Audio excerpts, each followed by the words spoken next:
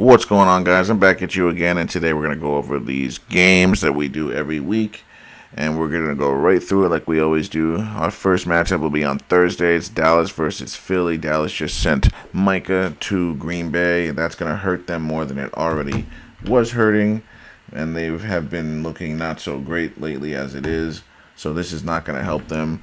I'm taking Philly to win, and it could get ugly because Dallas can't stop what Philly is bringing on the field. They don't have a defense to stop their offense, but their offense on Dallas isn't too bad. They should be able to put some points up, but they can't stop Philly. Philly is just overpowering, and their defense is really good, so I don't know how Dallas plans on blocking them. So next we got Kansas City on a Friday versus the Chargers. I think Jim Harbaugh is going to get some swings in. I think he's going to hook him in the mouth a few times, but I think in the end it's going to be a tight game, and the Kansas City wins in a tight game. Next, we got Tampa versus Atlanta. This is all out of order from what I have it. Tampa versus Atlanta. I'm picking Tampa. I just trust Baker Mayfield more than the young Penix. I think Penix is a guy that could look really good, but I have to see him do it before I can pick him over a guy like Baker. Baker is a gamer. So I got Tampa winning that one. Next, we got Cincy versus Cleveland. Normally, I'd pick against Cincy because it's the first 3 weeks, and they always start off slow. I think they're going to change that this season. They have something to prove.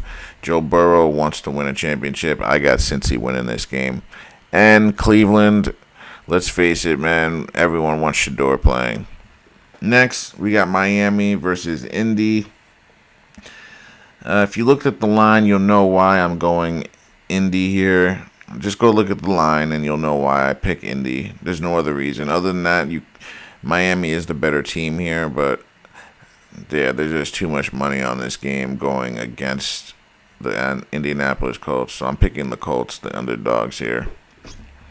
Underdogs to the money, not on the spread. Next, we got Raiders, New England. I think this is going to be a really good game. Probably of all the 1 o'clock games, this might be one of the better games to watch because you got two really good coaches with similar styles. Run the football, play hard defense. This will be the closest. This game will be the most closest thing that we have to real authentic football that we have. Two defensive coaches that love to run the ball. It's going to be a quicker game because they're going to be running a lot. And it's going to be a lot of smart plays, not a lot of throwing and flash. It's going to be straight on football. Who's the stronger, better team is going to win. So I will have to go. I like the Raiders. I like what they did in the draft, but I just think with New England, they spent hundreds of millions of dollars in free agency, and they had a great draft as well. I'm going to pick New England to get it done in a very close game. Let's see, and it's not because I'm from this area either, guys. I don't care about any of that. Next is Arizona versus New Orleans. I'm picking I'm picking Arizona because New Orleans, I don't trust them. I don't know anything about them. They don't talk about them because there's nothing to talk about.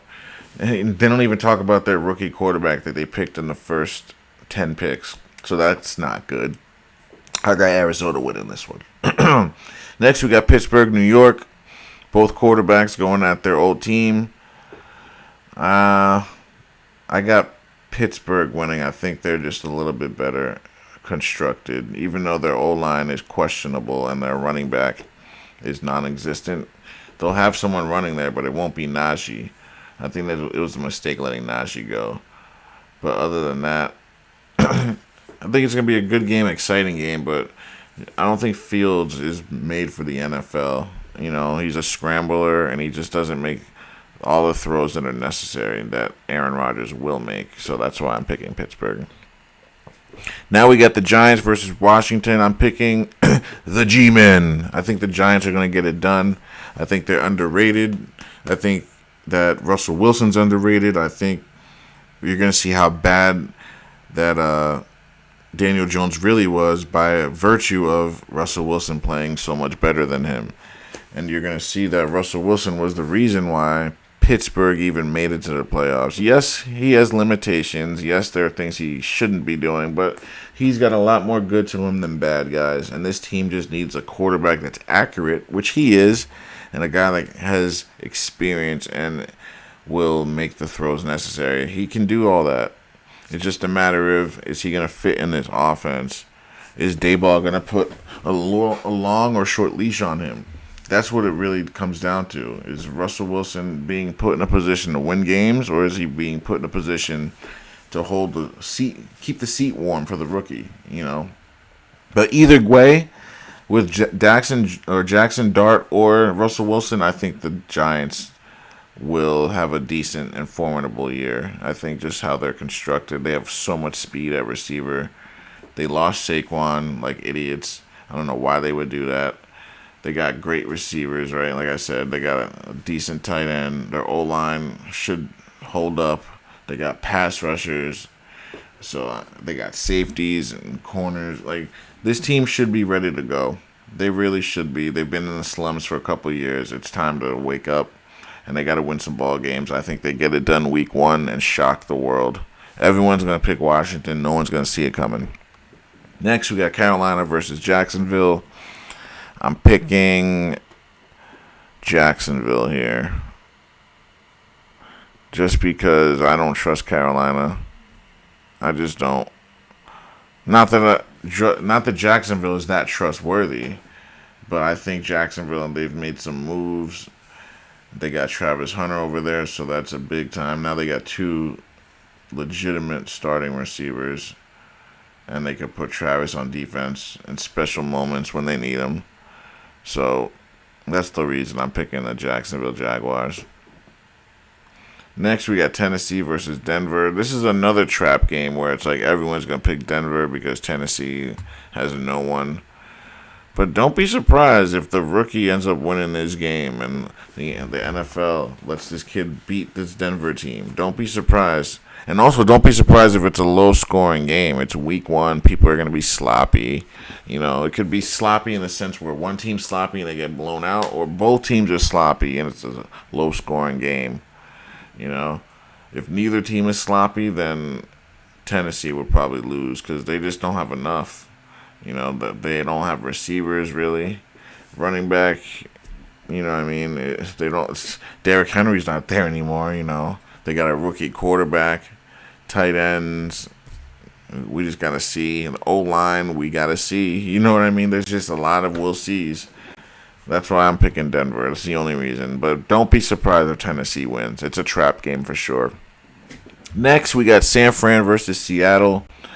I'm picking San Fran because Christian McCaffrey's coming back and he needs to have a big year, or people are going to call him washed.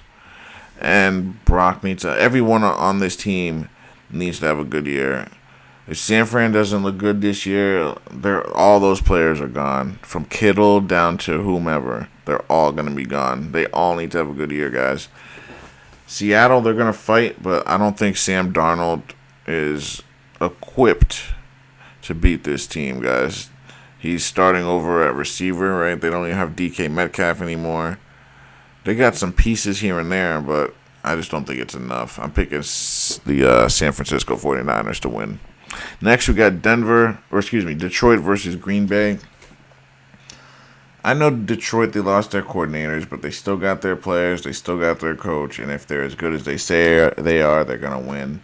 And I know Green Bay just got Micah Parsons. So that's 2 calamities that we got to figure.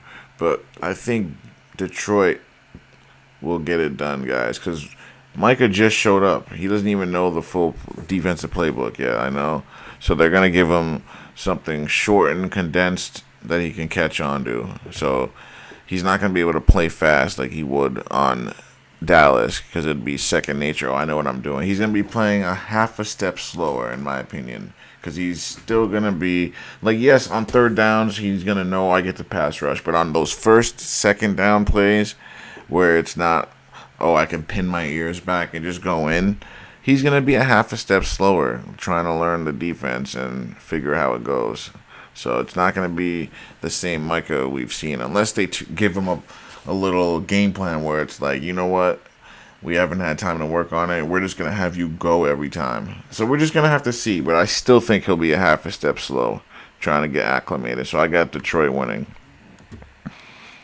Next, we got Houston versus Los Angeles. If Matthew Stafford is playing, I got the Rams winning, guys. It's that simple. If Matthew Stafford isn't playing, I got Houston winning. So just pay attention to that. That decides the game right there. Next, we got Baltimore versus Buffalo. Initially, I picked Baltimore in my head to win this game because the team that loses in the playoffs to the team that beats them usually comes back and beats them in the regular season. But if you go look at where the money is, I can't go with that one this time. So it's going to look bad for Baltimore losing their first game in that division.